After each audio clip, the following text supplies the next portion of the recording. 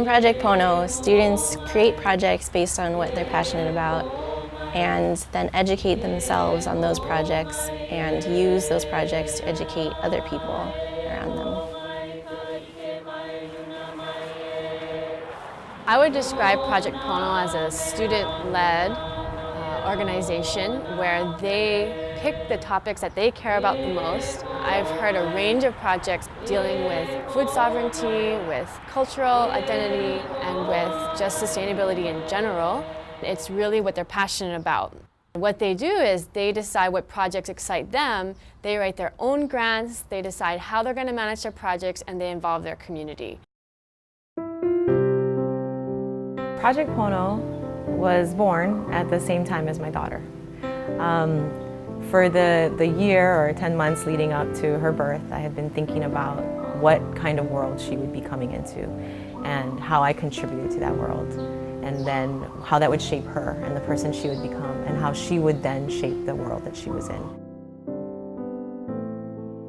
I started to think about how I could really deeply engage in creating change, positive change, environmental, cultural, sustainability in our communities. Around the same time, or maybe because of that, I started working with culture and place-based programs and was introduced to the Malama Kaho'olawe project.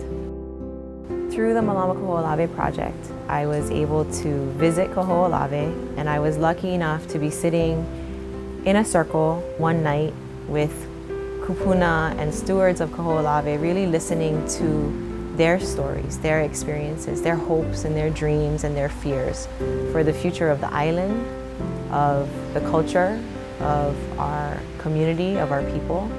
And for me, I felt this amazing connection. And what it translated to was a call to action. I felt like I understood what I needed to do, and I created Project Pono.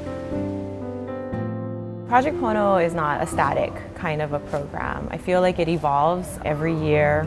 The focus, though, has always been on service learning, education, and self-empowerment, and really helping students to learn more about themselves, their interests, and to be excited and to become inspired to engage in their local and global communities, to understand more about their history and their heritage and their culture, and to learn how to take that forward with them into the future and to create positive change. Really, the first step is education.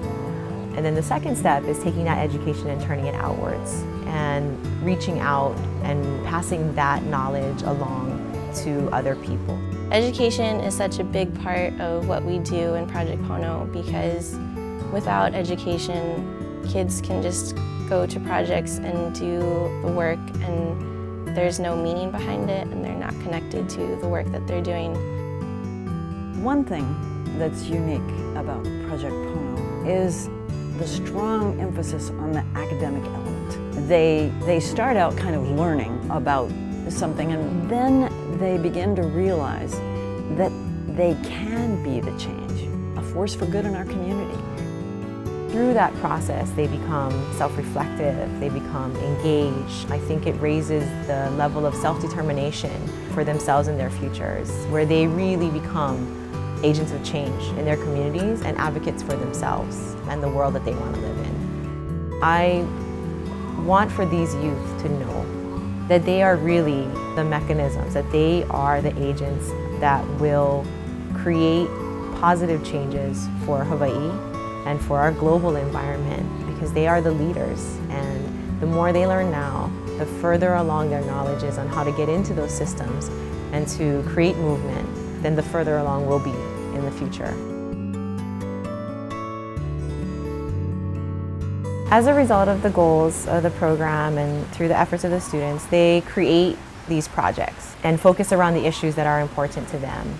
The Recycle-a-thon and Sustainability Fair focuses on green practices, bringing everyday items and things like kitchen cleaners and clothes and things like that, and showing how to repurpose them or recycle them, or what a greener alternative is to that. So really the Recycle-a-thon sort of focuses on involving the community in changing their everyday practices in whatever way they can. And then there's projects like Food and Family Day, which are really about food knowledge, promoting local products, local businesses, local farmers, in an effort to engage people in our local food systems. There's politics and economics involved in that, and really what the students are trying to do is just expose people to what is local, what is organic, why is one maybe better or more accessible than the other, what are the benefits of local, organic, or neither. Then there's projects like Maka'aina Ka'ike, which has grown to really encompass several smaller projects that we have contributed to or created over time. And those smaller projects were the Ka'ibi State Park cleanup, our restoration work that we do in Kahana Valley, even the project of botanical biographies here around campus where we're looking at plants that have been rooted here and where did they come from and what can they tell us. All of those projects that fall under Maka'aina Ka'ike are really about celebrating sacred and special places, the people that contribute to them, and trying to set up protocols or ways to ensure that knowledge does not disappear and that the work to restore those places can continue. We've been very, very lucky to be invited several times to travel to Kaho'olawe and contribute to the restoration work there. And within that scope, the students really choose which area of study for Kaho'olawe that they want to sort of major in, and they become the leaders in either learning about the aspects of energy independence or carbon footprints that are involved in the Kaho'olawe Restoration Project, or they learn about native species and invasive species and the restoration there, or they learn about navigation and Kaho'olawe's very, very critical role in the history of navigation and the future of navigation in Hawaii.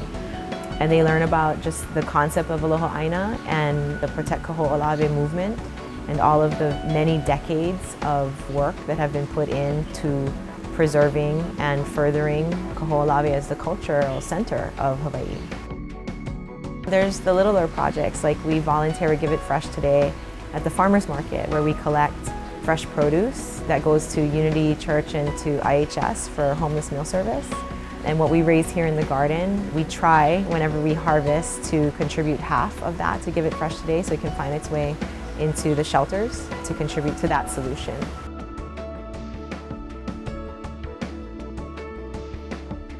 I think what Project Pono really does is it kind of exposes you to more real-world situations, because when you're in school, you kind of learn like really technical stuff like math and science and history. But then when you go out into Project Pono, you're doing projects that are helping out people or cleaning the environment. It's just real-world applications that you wouldn't normally be able to do in the classroom itself. It's something you have to experience for yourself and just be participating in it. I think the students involved in Project Pono are changed in a number of ways. I think the most beneficial thing that comes out of it is the service, is the volunteering, is the helping others. That is very profound. That can change the way that you look at life and what you want to do. We're developing the leaders of our community, and they are learning it in high school. If you start in high school, who knows where you can go. To realize that they have a significant role in the community and that you can start right now, and it's a lifelong experience. I mean, once you know you can make a difference in your community, you'll never give it up. We go to a lot of different projects, and these are all things that people have organized themselves. They put a lot of time into it. You just want to help them out with that, like to help them reach their goal. You learn a lot of responsibility and cooperation and just respect for people in general, because a lot of the things you do is going to help out other people's projects, things that are really important to them. It just makes you feel really good inside, and when you're just helping out these people, they honestly thank you from the bottom of their heart. You learn values, cultural values, and respect. Giving back to the community is such a great feeling. It's something you won't forget. Being in Project Pono has really taught me responsibility. It has taught me how to take care of things and worry about other things besides myself.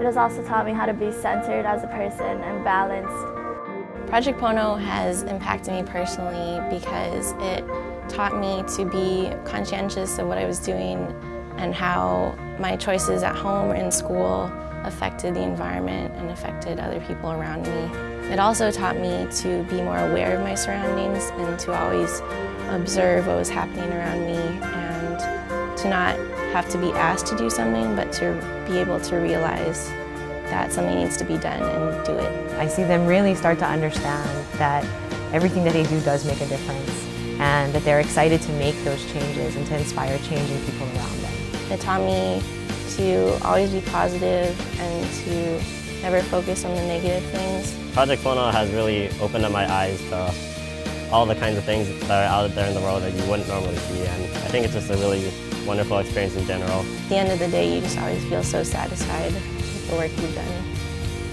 This is my hope that they will lead us into a better, a brighter, a more sustainable, a more peaceful 21st century.